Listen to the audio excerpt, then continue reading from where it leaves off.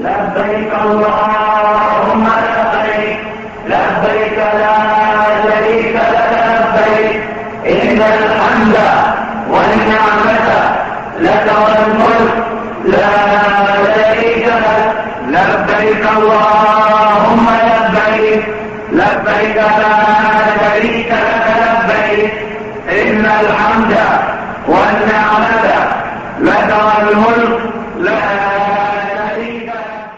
إن الحمد لله نحمده ونستعينه ونستغفره ونعوذ بالله من شرور أنفسنا ومن سيئات أعمالنا من يهده الله فلا مضل له ومن يضلل فلا هادي له وأشهد أن لا إله إلا الله وحده لا شريك له وأشهد أن سيدنا ونبينا محمدا عبد الله ورسوله. Brothers and sisters in Islam, the story of Hajj is about being tested. And after you're being tested, throughout the journey of Hajj, Allah will honor you and Allah will grant you the new birth certificate for your heart. Hajj, brothers and sisters in Islam, is the only pillar in Islam that if it is done sincerely for Allah, you come back with a new birth certificate. من حج فلم يرفث ولم يفسق رجع من ذنوبه كيوم ولدته أمه. But you have to be observant of the etiquettes, of the rules of Hajj. But what will help you to be observant of these etiquettes and rituals is understanding the story of Hajj, the story of the family of Ibrahim alayhi salam. As we progress with Ibrahim alayhi salam in Iraq, where he called his people to Islam, yet they actually met him with a severe response, a fire. You see, putting out the light of Allah subhanahu wa ta'ala is impossible. They want to extinguish the light of Allah, but Allah will not allow them. The light of Allah at the time was Ibrahim alayhi salam. Allah subhanahu wa ta'ala showing them a clear sign that Ibrahim alayhi salam was supported by Allah subhanahu wa ta'ala. One of the amazing things I read about some of the reactions of the people after they saw Ibrahim alayhi salam sitting in the fire that kept burning for days and days, and he was sitting and mentioning the name of Allah subhanahu wa ta'ala, glorifying the name of Allah subhanahu wa ta'ala. He loved Allah so much, brothers and sisters in Islam. You could sense from the way that he presented Allah to his people. Look at him. فَإِنَّهُمْ عَدُوٌّ لِّي إِلَّا رَبَّ الْعَالَمِينَ الَّذِي خَلَقَنِي فَهُوَ يَهْدِينِ والذي هو يطعمني ويسقين وإذا مرضت فهو يشفين. The one who guides me, the one who gives me water, the one who gives me food. Can you see the amount of love that he had? This is your key. What your heart loves most is what will drive you to be committed to most.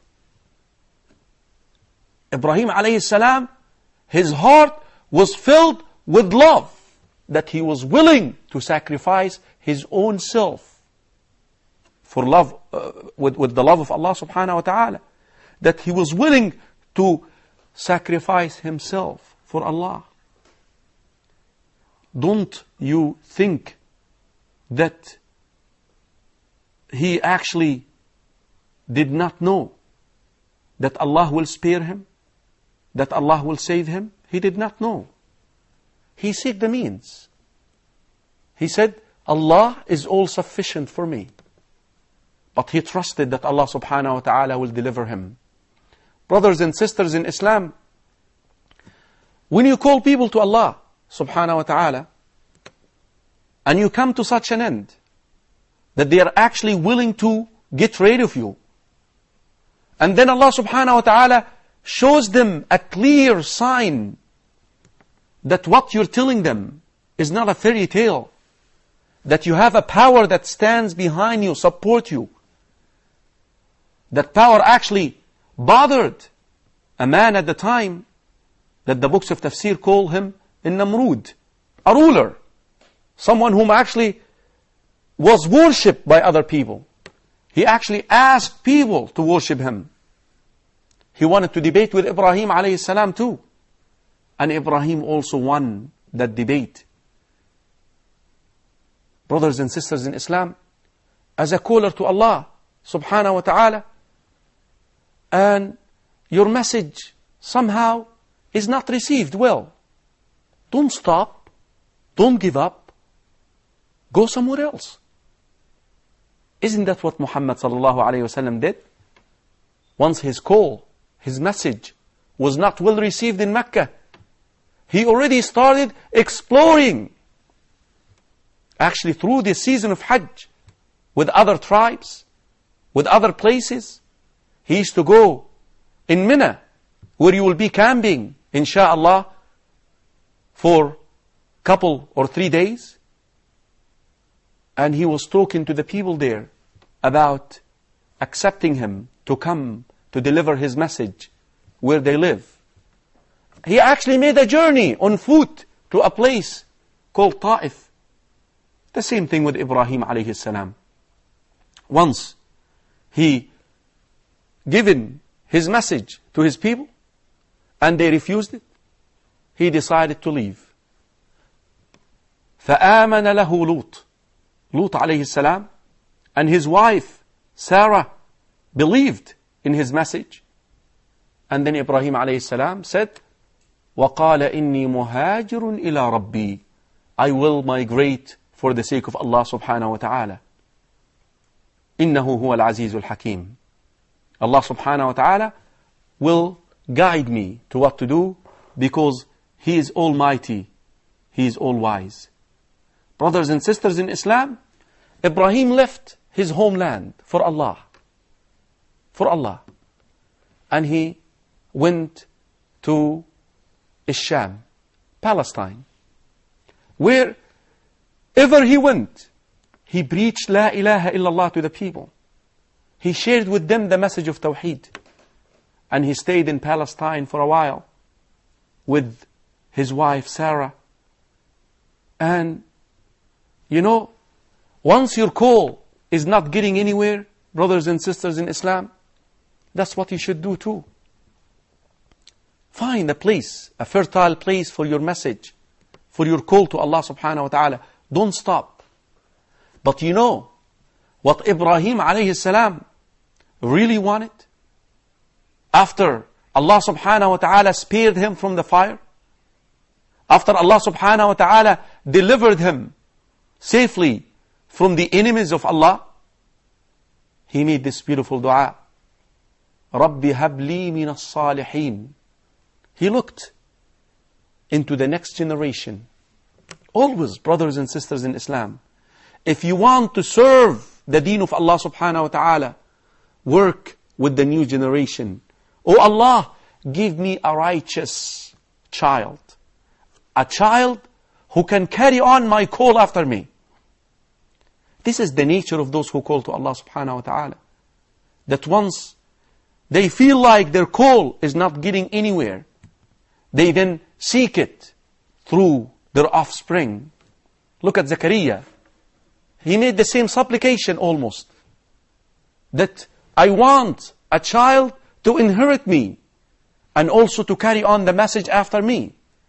Brothers and sisters in Islam, the new generation of Muslims, fertile land, an earth that is fertile for all of us, because their fitrah still fresh and pure.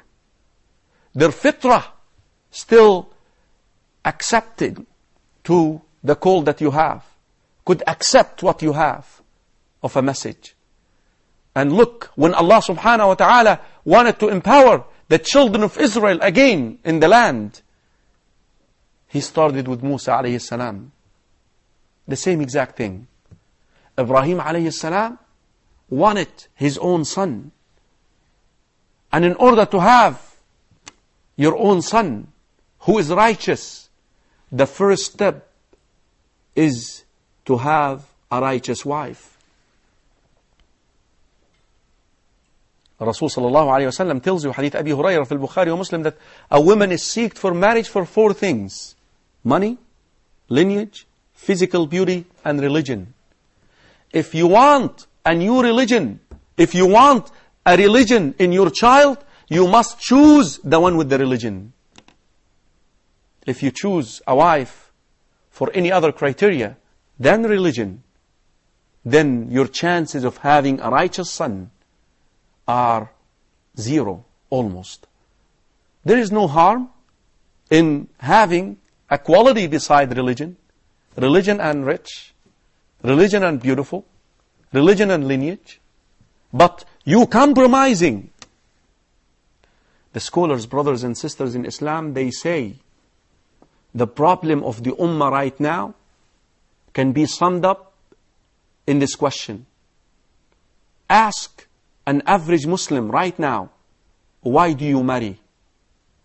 Why do you marry? For what? You know, they will stumble. They will actually not come right away with the answer. Umar ibn al-Khattab radiyallahu anhu told you the answer.